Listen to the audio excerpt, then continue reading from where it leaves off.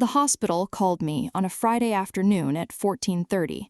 Not my personal phone, my secure line, the number that exists for official purposes and that is given to people who have specific reasons to need it. The fact that the call came on the secure line told me, before I heard a word, that this was not a personal matter. The caller identified herself as the chief of staff at the military medical facility 40 minutes from our base. She said there was an unidentified soldier in critical condition, a coma, induced medically to manage the severity of what had happened to him. She said he had been brought in without identification, no dog tags, no unit identification, no personal effects that could establish who he was. She said the circumstances of how he had been found were classified at a level that required someone with my clearance to be involved in the identification process. She said, "We need someone who can look at this man and tell us who he is. Your name came up as the appropriate contact." I said, "I'll be there in 40 minutes. I told my husband, Marcus, I had a work matter and would be back by evening. He was in the kitchen with our son. He said, "Okay, drive safe," and went back to helping with homework. I drove 40 minutes to the facility. I walked into the building. The chief of staff met me at the entrance and walked me through the corridor toward the room. She said, "I want to prepare you. The soldier's condition is serious but stable. The facial injuries are significant, but the underlying features are clear." I said, "Understood." She pushed open the door to the room. I walked in. I looked at the face on the bed. I stopped. "I want to tell you about the 3 seconds between seeing the face and my next action, because those 3 seconds were the most disorienting of my life. The man in the bed was Marcus. Not someone who looked like Marcus, not a resemblance significant enough to cause a moment of confusion. The face, under the bruising, under the medical equipment, under the specific damage that his condition had produced, was my husband's face. The jaw, the nose, the specific geography of features I had been looking at for 11 years. My husband's face. I had left my husband 40 minutes ago in our kitchen helping our son with homework. I turned around. Marcus was standing in the doorway behind me. Not the man in the bed, my Marcus, in his regular clothes, the ones he had been wearing when I left, with the specific expression of someone who has followed his wife to a facility she said she was going to for a work matter, and who has now arrived in a room that he did not expect to be in. He had followed me. I did not know this in the first second. What I registered was simply 2 men, the same face, one in a coma in a hospital bed, one standing in the doorway. The chief of staff said nothing. She had seen Marcus arrive behind me, and she had, I think, understood in that moment that the situation was significantly more complicated than an identification request. I said, very quietly, "Marcus, I need you to wait in the corridor." He said, "Claire." I said, "Please, wait in the corridor." He looked at the bed. He looked at the face on the bed. He went into the corridor. I stood in that room for approximately 2 minutes. I looked at the man in the bed with the full professional attention of someone conducting an assessment under extraordinary circumstances. I noted everything I could note without touching him: the injuries, the specific details of the face, the hands, the physical characteristics that were available to observation. He was not Marcus. I want to be precise about this because I think it matters for everything that follows. The face was Marcus's face, or so close to it that the distance was not visible to me in those 2 minutes. But I had been a military intelligence officer for 12 years, and I had been married to Marcus for 11 of those years, and I had, in the specific way of someone trained to observe precisely, a detailed knowledge of my husband's physical characteristics that went beyond what the face alone conveyed. The hands were wrong, slightly, almost imperceptibly, but wrong. The proportions of the fingers, a callus in a place Marcus did not have one, a scar on the left forearm that I had not seen before and that I was certain had not been there last night when I had sat across from Marcus at dinner and had been close enough to see his forearms clearly. Not Marcus. The same face, not Marcus. I walked into the corridor. Marcus was standing against the wall. He was looking at me with the expression of a man who has seen something he cannot process and who is waiting for someone to give him the information that will make it processable. I said, "Sit down." He said, "That man?" I said, "Sit down, Marcus, please." He sat in the chair against the wall. I sat beside him. I said, "He is not you. I want you to know that first." I looked carefully, and he is not you. Marcus said, "He has my face." I said, "I know." He said, "Claire, he has my face." I said, "I know." "I need to make a call. Will you stay here?" He said, "Where would I go?" I called Marcus Webb from the end of the corridor. I told him what I had seen in 4 sentences. He was quiet for a longer moment than usual. He said, "Same face?" I said, "Identical, or close enough that I cannot distinguish them visually. I can distinguish them on specific physical details, but visually, the face is the same." He said, "Marcus, your husband, he has no twin." I said, "Not that I know of, not that he has ever told me. He has a brother who died in childhood, no other siblings." Webb said, "The circumstances of how the soldier was found, classified at your clearance level," the chief of staff said. I said, "Yes." He said, "I need to make some calls. Give me an hour." I said, "I have my husband sitting in a chair outside the room of a man with his face. I don't have an hour in the way you mean an hour." He said, 40 minutes. I said, "Make it 30. I went back to Marcus. I sat beside him. He was looking at the wall in the specific way of someone who is processing something that does not have an available framework yet. He said, "Tell me what you know." I said, "Very little. An unidentified soldier, brought in without ID, critical condition. I was called because the identification required my clearance level." He said, "Why your clearance level for an identification?" I said, "That's one of the things I don't know yet." He said, "And the face?" I said, "Yes." He was quiet. Then he said something I had not expected him to say. He said it in the quiet, careful voice of someone who has been holding something for a long time and who has decided, in this specific room at this specific moment, that holding it is no longer something he can do. He said, "Claire, there's something I should have told you." I looked at him. He said, "A long time ago, before we met, there's something I should have told you." I want to tell you about what Marcus told me in the next 20 minutes, because it is the center of this story, and because I will not give you a version of it that is cleaner than what it was. Marcus had been adopted. He knew this. He had always known this. It was not a secret he had been keeping from me maliciously. It was something he had told me in the first months of our relationship and that I had known for 11 years. His biological parents were unknown to him.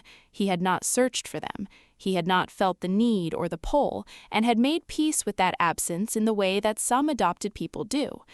What he had not told me, what he had not known himself until 3 years ago, was that there had been 2 of them. He had found out accidentally, a genealogy database, a DNA match that was not a parent or a cousin, but a sibling match, a full sibling match, the kind that has only one explanation. He had a brother, biological, full, somewhere. He had looked at the match for 3 years. He had not reached out. He had not told me. He had done what he had done with many things in his life that required a decision he was not ready to make. He had held it in the specific, quiet way of someone who is not yet sure what the right thing is, and who is waiting until he is. He said, "I found the match 3 years ago. I should have told you. I didn't know what to do with it, and I kept not doing anything, and I kept not telling you, and then it had been long enough that telling you felt like a different kind of thing." I said, "Your brother." He said, "I don't know if it's him. I don't know anything about him. I never reached out." I said, "But the match was there." He said, "Yes." I said, "And the man in that room?" Marcus looked at the closed door of the room. He said, "If it's him, if that's him, then someone knows who he is, and they called you specifically to identify him, which means—" I said, "Someone knew the connection. Someone knew about you and about me and brought me here specifically." He said, "Why?" I said, "That's what I'm going to find out." Webb called back in 27 minutes. He said, "The circumstances of how the soldier was found are classified because he was recovered from an operation that I cannot fully brief you on. What I can tell you is that he was operating under a cover identity. The cover identity has been maintained for approximately 4 years." I said, "4 years?" He said, "He has been in a role that required complete separation from his previous identity, his military record, his personal history, his biological background, all of it sealed under the cover." I said, "His biological background?" Webb said, "Yes." I said, "Webb, my husband was adopted. 3 years ago, he found a DNA match in a genealogy database, a full sibling match. He never reached out." Webb was very quiet. Then he said, "Claire, the reason your name came up as the appropriate contact for this identification is not random." I said, "Someone knew." He said, "Someone in the chain that manages this soldier's cover identity knew that his biological sibling was married to you, and when the cover identity broke down and he needed to be identified, they called you." I said, "Because I could identify him without breaking the cover further." He said, "And because they needed someone in the loop who could manage what came next." I said, "What comes next?" He said, "That depends on what your husband wants to do." I went back into the room. Marcus came with me. I had told him enough in the corridor, in the 27 minutes, to give him the shape of what we were walking into. Not all of it. Enough. We stood beside the bed. Marcus looked at the face for a long time. I watched my husband look at the face that was his face, and I tried to understand what that looked like from the inside. 11 years of marriage, and I had never imagined this specific moment. Marcus standing beside a hospital bed, looking at his own face on a man he had never met, but who shared everything beneath the face that the face shared. Marcus said, very quietly, "He looks like our father." I said, "Your adoptive father?" He said, "Yes." Around the eyes, the way they sit. He said, "I look like him too. My mother always said so." He was quiet for a moment. Then he said, "Is he going to be okay?" I said, "The chief of staff said stable. The prognosis is cautiously positive." He said, "How long until he wakes up?" I said, "They don't know yet." Marcus looked at the face one more time. Then he looked at me. He said, "I should have told you, 3 years ago. I'm sorry." I said, "Yes, you should have." I said, "We'll deal with that, later, when there's room for it." He said, "Okay." I said, "Right now, I need to call some people, and you need to sit with this." He said, "I'll stay here." I said, "I know." The process that followed was long and complicated in ways I cannot fully describe, because some of it remains classified, and because some of it belongs to the man in the bed who is not yet awake to tell his own version of it. What I can tell you is this. He woke up on a Tuesday, 11 days after I stood in that room and looked at my husband's face on a stranger's body. I was not in the room when he woke up. Marcus was. Marcus had been at the facility every day for 11 days. Not always in the room, the medical team had parameters about what was appropriate during the coma, but in the building, present, in the way that Marcus is present when he has decided something is important, quietly, consistently, without announcement. I had my own process running, the classified dimensions, the people who needed to be contacted, the institutional management of a situation that had several layers I was the appropriate person to navigate. On the Tuesday when he woke up, Marcus called me from the facility. He said, "He's awake." I said, "How is he?" Marcus said, "Confused, in pain, but awake." I said, "Did he say anything?" Marcus was quiet for a moment. He said, he looked at me for a long time, and then he said, "You must be Marcus." I said, "He knew your name?" Marcus said, "He knew my name." I said, "How?" Marcus said, he said he found the DNA match too, 3 years ago, same database. He looked at my profile. I said, "He reached out?" Marcus said, "He sent a message 3 years ago. I never saw it. It went to a folder I didn't check." He said, "Claire, he's been knowing about me for 3 years. He sent a message and I never saw it, and then his cover identity locked everything down and he couldn't try again." He said, he was waiting. I thought about 3 years of a message sitting unread, 2 men with the same face, both knowing, neither able to reach the other.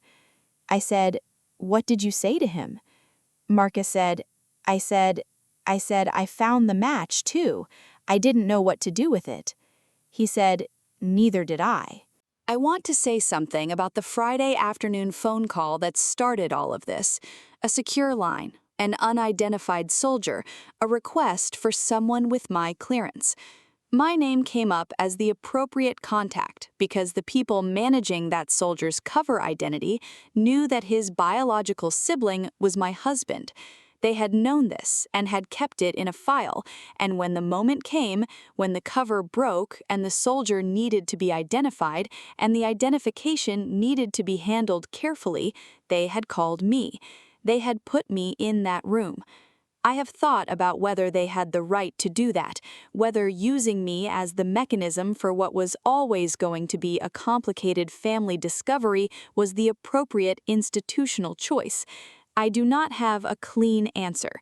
The choice was made by people with their own considerations and their own responsibilities, and I was not part of the decision. What I know is what I did with being in that room. I looked at the face. I distinguished it from my husband's on the specific physical details that 12 years of intelligence work and 11 years of marriage had given me the precision to notice. I went into the corridor. I sat beside my husband. I called Webb. I did the work. And the work produced the Tuesday when Marcus sat beside a hospital bed and the man in it looked at him and said, "You must be Marcus." And Marcus said, "I found the match too." That Tuesday is not mine. It belongs to the 2 of them. I was not in the room, and I was not supposed to be, and I do not need to have been. I did the work that brought them to the room. That is enough. She doesn't stay silent. She doesn't stay broken. She rises. Sometimes rising is turning around in a hospital room and seeing the impossible, and then sitting down beside your husband and saying, "Tell me what you haven't told me," and listening. Subscribe. New story every week, and every single one of them ends the same way. She rises. Leave a comment. Have you ever had a moment where 2 things that couldn't both be true turned out to both be true? I read every single one.